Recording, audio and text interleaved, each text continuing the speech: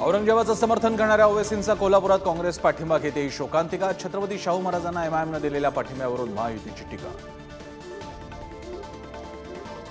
महाराष्ट्र काँग्रेसमध्ये पुन्हा नाराजी नाट्य। उत्तर मध्य मुंबईची उमेदवारी वर्षा गायकवाडांना दिल्यानं नसीम खान नाराज। मुंबईतील अल्पसंख्याक कार्यकर्ते नाराज असल्याचं हायकमांडला पत्र।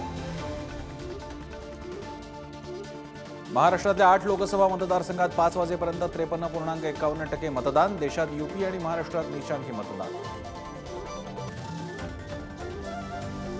भविष्यात फक्त ईव्हीएमद्वारेच मतदान। सुप्रीम कोर्टाचा निर्वाळा। व्हीव्हीपॅटच्या चिठ्ठ्या मोजणीची मागणीही फेटाळली।